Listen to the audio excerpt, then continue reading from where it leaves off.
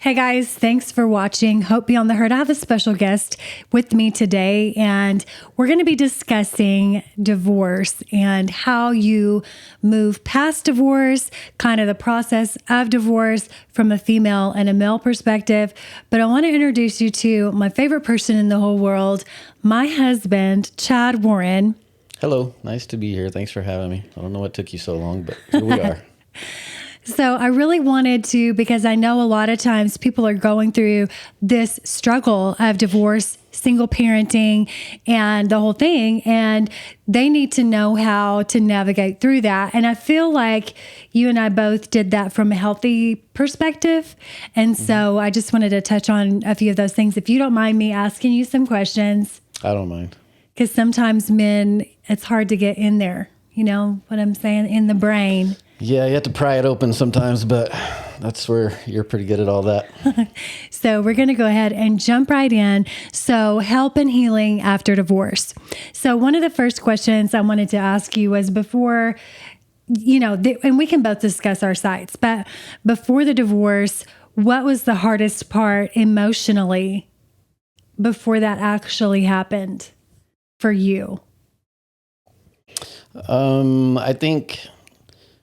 First of all, I want to clarify that, this is not a bashing session. Someone, this is not like saying that, boo-hoo, we were done wrong and all that. This is going to be more of just like, if you're put in that situation, obviously, for the most part, it just kind of blindsides you, and you feel of just an array of things, and you just have to deal with it in the best way you know how. And from experiencing that and dealing with it, and then now looking back, it's easy to kind of figure out okay, this is what I did, but this is what I should have done. But to answer the question, I think that just especially as a man, you have an ego, so in certain amount of pride, and that gets pretty much crushed and stepped on, and so you feel this really devastation of loss and abandonment, and you want to feel loved and appreciated and respected, and then it's just all of that is out the window. So it's kind of like you just get everything wiped off the map, and you have to just kind of like a earthquake that devastates an entire building, and then you just have to figure out okay, what do I do? First you have to assess the damage, and then clean up, and then begin a rebuild. So that's kind of how that all comes together. So when you were first realizing this was going to happen, what was your first response? Do you feel like it was the right response? Like you went to God? Like a man's first response during struggle and pain, what do you feel like a man goes to first? Well, I think once it was determined that it was happening and there was no turning back. I think at first my response was to try to fix it, even though in my heart I knew it wasn't fixable. It was, gone, but you still again, that pride, you don't want to deal with everybody finding out that you're going through this, and the ego part of it comes back in. And then after that, it's just again, figuring out how are you going to pick up the pieces? What are you going to do? Where are you going to go? How are you so going men to really handle determine, things logically. Yes. Obviously there's the part that you really don't, you kind of shut down because you don't want to call everybody. I think women have the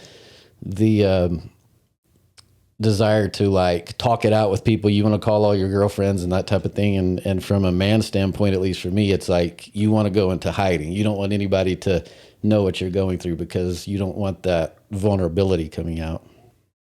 So when people started to find out, what was your response? Did you have a healthy response to that? And how can you help men that are dealing with this right now? Because I know initially you told me you didn't originally turn to God. Right. And so what could you tell somebody, a man struggling with this right now, how to handle it correctly instead of moving into turning to God is definitely the way that you need to go. But there are even, again, like in that original moment, like the initial moment of devastation for me anyway, is like, I didn't even want to talk to God about it. Like I just wanted to probably, number one, mask the pain or cover up the pain. So you start doing things like drugs or drinking or, looking for another woman to make you feel good. I mean, I didn't necessarily do all that. I did drink a little bit, but I was already kind of past that. I did it more probably for like the social aspect because during this time you did it socially, right? Just because like I was looking for people to kind of hang out with that wouldn't. People that probably didn't really care about me, so they weren't asking me questions. They weren't checking on how I was. So I was able to just kind of hang out with them, and that included doing things like just, hanging out and drinking beer or whatever. But once I finally did, like, just come back to God and basically just laid it all out, that's when things started to actually change and move forward. So I would say, advice-wise, like if you're going through this, especially in the initial stages, that's definitely what you need to do. Like your first step needs to be turn to God, because you can skip all of the other stuff that just really piles on and makes it worse. And that's originally and I've talked about this for me personally as a woman. The struggle for me was initially the emotional side for a woman is very thick and it drives most women. And so what you have to do, and obviously men are very logical. And so, but I still feel like the emotions may come in a different way. Like for me, it was sad. It was crying. I felt very broken. And there was anxiety and fear attached to that, because for me, it was now I had to provide for myself, and I had never done that before because I was a stay-at-home mom. So a lot of the emotions driving a woman or the safety factor is now completely removed. You feel completely unsafe because now you've become the breadwinner when you weren't that before. And so emotionally, I did know that I didn't want to mask that pain because I knew that was only going to complicate things even further. So, for a man, with that being said about women, like what would you have to say with regards to that? Like in comparison to what you were saying? Yeah, I think it's on the opposite side of that, being like, kind of what I said, the rejection part of it, like the pride, because I think like coming from it emotionally, like you were saying, you kind of feel like as a woman, you need the man to provide. And then it's just like, as the man, it's like you have a wife and kids, if you have kids, that like you need to provide for, and you have that, natural emotion in your body that's what you're supposed to do, because that's kind of the calling that God has placed on a man's life. And so you feel, again, just defeated, like you just, lost a battle, basically. Like you've just been rejected, and that's it's a major failure. Just the feeling of loss and grief. Mm-hmm. I mean, I guess you could associate it like a death, like someone close to you dying, like you lost something that's very important to you, and so you have to kind of deal with it in the same manner, I'm assuming. For sure. And I know for me too, it felt as though, because I've talked to women who their spouse has died, and they equate, when they talk to me about their feelings of loss, it's almost like I can identify in some respect, except unfortunately with this situation, with both of us, our spouses removed themselves voluntarily. Mm-hmm. They decided. And adding insult to injury too is that they removed themselves and went with someone else. Right. And so that kind of compounds the issue of the loss and the defeat, because not only are you feeling that, but then you're also like feeling okay, whatever I did, like this other person is now doing that better, apparently because they're better than yeah. me. So you have, that just, I guess, compounded. Well, it's insecurity. Feeling. It creates an insecurity, I know for me, that I didn't have before. All right. Me too. So when you talk about the insecurity for you, because it honestly changed my personality. I felt like I was now where I once was so confident. And I've discussed that before. I never questioned who I was. I was very confident. I could go into any situation, no matter what it was. And I felt like I was going to win. But now, after he walked away, it made me question everything about myself. It made me question my looks, my personality. And I felt like in that moment in time, I shifted from being a very outgoing person to a very isolated person and to a very insecure person. And so how does that look for a man? Same thing. I mean, I, again, lost self-confidence, like you said, and just went into that. The reason that went into hiding was just for that reason, because it was like, instead of meeting friends and hanging out and talking about, the good stuff, it's like now all of a sudden everybody's going to be kind of like, at least you feel like they're all going to be feeling sorry for you and asking you, how are you doing? And it's just things like you don't want to be in that position, because you don't ever want to feel like you're needy. And of course, the other people on the other side, like, they don't really know what to do either. It's an awkward situation for everyone. So they don't want to just act like nothing happened, because then they would be considered as like not being a good friend or not helpful. But at the same time, like, you don't really want them to ask you either, because you don't want to go into it. It's just kind of like you want to. Yeah, for men, they don't want to go into it, but women do. So for a little bit, at least, women are a little bit more vocal about what they're feeling. And I feel like that's where women can get into trouble, because you talk too much about it and you make the problem so much bigger. And for men, you don't know how to talk about it, so you withdraw even more. And the wound is, you're seething on the inside because there's no healing to take place, because you don't even know where to start. I think men, because they don't know how to deal with emotion, and you can correct me if I'm wrong, because you don't know how to deal with the emotion, you pull back even further and you find yourself in this sinking hole, because you get more and more depressed, which causes men, I feel like, to turn to try to find other women to fix it. Right. You just want whatever can make you feel good in the moment, because you're dealing with pain that you don't know how to, you can't just put a Band-Aid on it and it goes away. So you look for whatever you can find, whether that's another, a one night stand with a woman, or getting drunk or getting high, or whatever it may be. So that's kind of how you mask that. But obviously that's not the healthy way. And like I said, that's when I realized, like, when I finally kind of, after probably 6 months, maybe not even that long, but like kind of ran that gamut and realized like none of this is working. And of course I knew the whole time, like, I had a great relationship with God before that ever happened. But in that time, like I said, I just ran and hid. But when I realized, like, that's what I need, and I just went back, like, obviously God was right there, and it was like immediately, like, I literally felt like a breath come into me, and it was like the emptiness just like, filled up. It was great.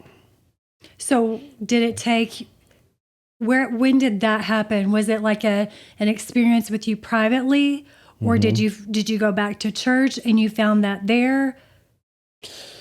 No, it was obviously like privately, like it was when I was at the lowest of the low. And unfortunately, that's how it is most of the time, especially with men, I think, is it's kind of like you just go to God as your last resort, and it shouldn't be that way. But again, that's how it was with me too. So I understand that's how that goes. But do you feel like it's because you were trying to fix it yourself, and you thought, well, I'll just fix it? You didn't, it wasn't like you were trying to push yourself away from God. You just thought, I'll just fix this on my own. Right. I was never mad at God. I mean, like I said, I had the relationship with him before, so I already knew the character of God. Like I knew God wasn't in control of any of that. Like that wasn't anything that I pushed away from God because I was mad at him. I just, again, I really don't even know. I just, again, was, I guess, trying to fix it myself, trying to just kind of cover everything up and thinking that after a little bit of time, it would go away. And I mean, there were good days and bad days, of course, but probably the bad days outweighed the good days. And so finally, like I said, once I made the determination, like, number one, this is my life now, this is going forward. And so I have the option to either make the best of it or just keep living in this pit. So obviously I made the choice to make the best of it. I had the kids, which I knew, like, they need me in their life regardless. They're not, at fault for any of this. So I have to be there for them. And then, it's just like you take the logical steps and then finally just saying, God, like, you're the one person that does not judge me, that, is for me regardless. And so I just need your help. And then, like I said, it was from that moment forward, everything was different. Everything was on an upward trajectory. And that's when I started, coming out of the pit, making the moves and determining, like, I'm going to go back to church at least, because I totally quit church for, I don't know how long that was, probably 6 months or so. Why did you quit church? Because the same reason, like, I knew the people there, they knew me, they knew that I was married and had a family, and then now I was going to be, like, going in there alone. And just, again, I didn't want the people to judge me or look at me funny or ask questions or be nosy, or I just didn't want to deal with that. But I knew that's where I needed to be. And so after the time of healing, and then also having a conversation with one of the pastors and kind of explaining that, and he just said, like, what do you have to lose? Like, just come, and you're making this decision based on hyperbole in your head that hasn't even happened. So just come. And then if you come and it's a bad experience, then at least you can say you came and you tried and you gave it a shot. So that's what I did.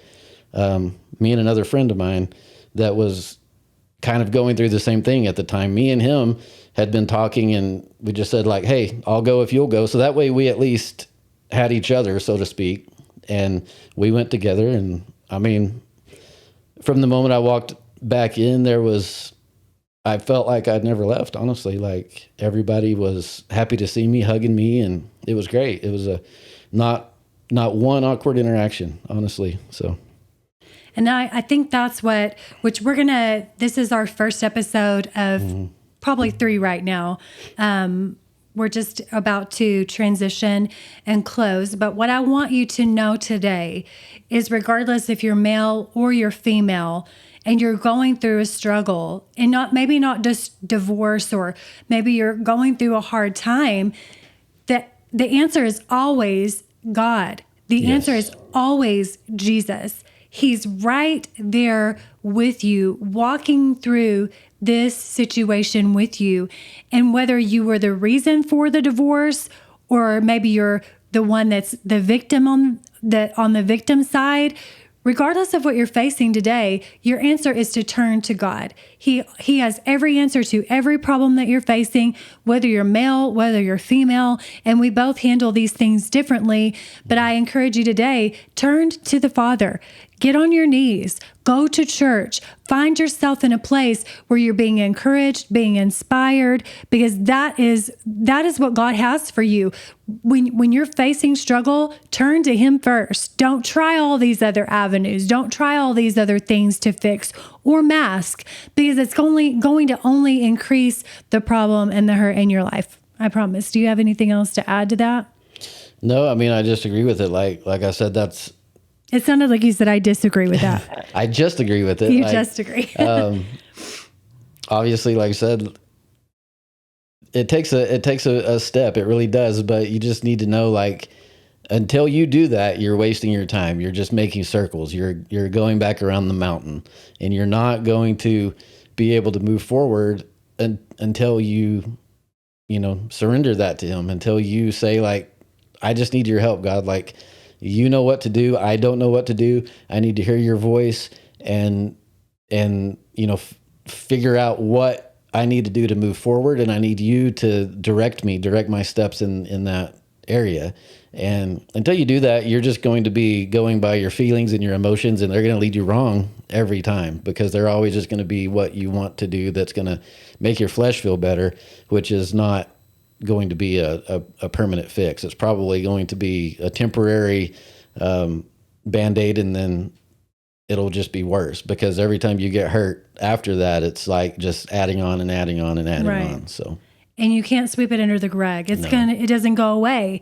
You have to deal with your problems. And so that's going to be our next episode. So I want you to continue watching Hope Beyond the Hurt, because that's the whole purpose of this podcast, is to help you understand that there is hope beyond what you're dealing with today. That's what the word talks about, that Jesus came to heal the brokenhearted, and not just to heal the brokenhearted, but it says to bind up their wounds, to show you the way out. And so that's what we're going to do. We're going to continue talking about this topic of really struggle, even beyond divorce, really hurt maybe that you're dealing with from an affair or whatever the case may be.